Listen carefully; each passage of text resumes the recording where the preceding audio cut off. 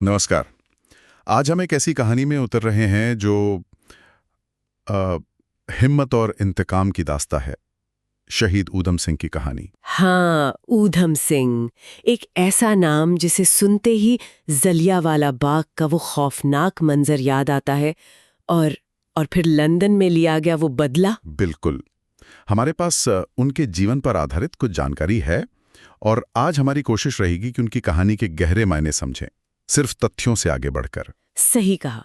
क्योंकि ये सिर्फ बदले की कहानी नहीं है, इसमें दर्द है, संकल्प है और एक ऐसी विरासत है जो आज भी हमें सोचने पर मजबूर करती है। और ये भी याद रखना जरूरी है कि 31 जुलाई उनका बलिदान दिवस, हम उन्हें याद करते हैं इस दिन।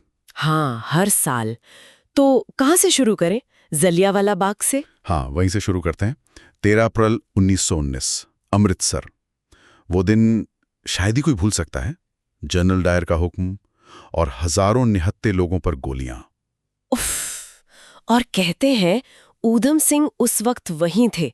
कुछ लोग कहते हैं पानी पिला रहे थे, सेवा कर रहे थे। माँ, मतलब उन्होंने अपनी आंखों से वो सब देखा, वो वहशत, वो क्रूरता। बिल्कुल। और कहा जाता है कि उसी खून से सनी मिट्टी को हाथ में लेकर उन्होंने कसम खाई थी कि इस जुल्म का, इस अपमान का बदला वो लेकर रहेंगे। और ये कोई मतलब थोड़े वक्त का गुस्सा नहीं था, ये एक संकल्प था जो उनके साथ 21 साल रहा।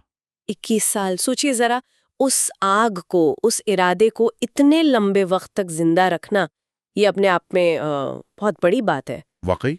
और फिर 1934 में वो लंदन पहुंचे, काफी सालों बाद। हाँ, तैयारी के साथ। और उनका निशाना, यहाँ एक बात साफ करनी जरूरी है। कई लोग सोचते हैं कि वो जनरल डायर को मारने गए थे। अच्छा, डायर नहीं। नहीं, उनका असली निशाना था माइकल ओडवायर, जो उस वक्त 1919 में पंजाब का लेफ्टिनेंट गवर्नर था। मतलब ब्रिटिश राज का सबसे बड़ा अफसर वहाँ। ओ तो ओडवायर। डायर ने तो सिर्फ हुक्म माना था एक तरह से। हाँ, मतलब गोली चलाने का हुक्म डायर का था।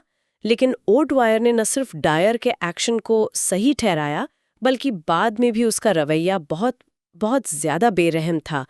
ऊधम सिंह की नज़र में असली गुनहगार ओडवायर था। ये बात साफ हुई। तो लंदन में ओडवायर, फिर क्या हुआ?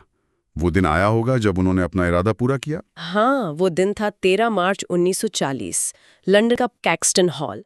वहाँ एक मीटिंग चल रही थी, ईस्ट इंडिया एसोसिएशन और रॉयल सेंट्रल एजेंट सोसाइटी की। ओडवायर भी वहीं था। और ऊधम सिंह भी। बिल्कुल। उन्होंने इंतजार किया, मीटिंग खत्म होने का इंतजार। और जैसे ही ओडवायर आगे बढ़ा, ऊधम सिंह ने उस पर गोलियां चला दी।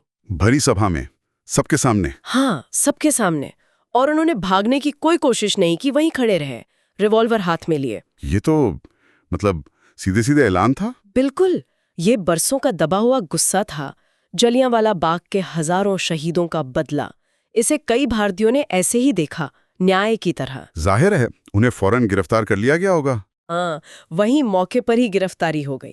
लेकिन इसके बाद जो हुआ, अदालत में उनका बयान, वो और भी ज्यादा हिम्मत वाला था। हाँ, मैंने पढ़ा है उसके बारे में। उन्होंने कोई सफाई नहीं दी, कोई बहाना नहीं बनाया। बिल्कुल नहीं, पूरी निडरता से कहा।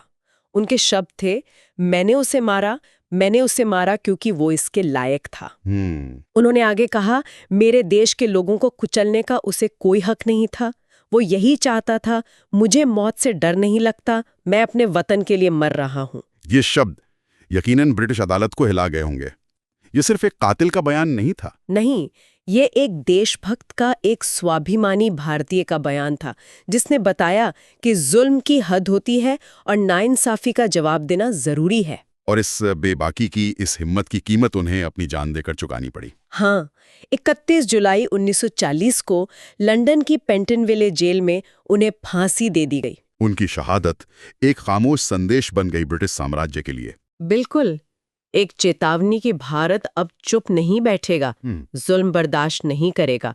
ऊधम सिंह सिर्फ एक क्रांतिकारी नहीं रहे, वो न्याय, आत्मसम्मान और देशभक्ति की मिसाल बन गए। उनकी कहानी हमें याद दिलाती है कि आज़ादी की लड़ाई में ऐसे कितने ही गुमनाम और जाने पहचाने हीरो थे जिन्होंने अपना सब कुछ कुर्बान कर दिया। हाँ, और उनका बलिदान उस नींव का हिस्सा है जिस पर आज हमारा आजाद देश खड़ा है। तो शहीद ऊधम सिंह की कहानी सिर्फ इतिहास नहीं है, ये आज भी उतनी ही जरूरी है। हिम्मत की, संकल्प की और अन्याय के खिलाफ लड़ने की कहानी। बिल्कुल। और ये हमें एक सवाल के साथ छोड़ जाती है ना, कि ऊधम सिंह जैसे शहीदों का बलिदान, जिन्होंने सच और न्याय के लिए इतनी बड़ी कीमत चुकाई, वो हमें आज क्या सिखाता है? हाँ, आज के दौर में एक न्यायपूर्ण और मजबूत राष्ट्र बनाने के लिए उनकी कहानी हमें किस तरह से राह दिखा सकती है, ये सोचने वाली बात है।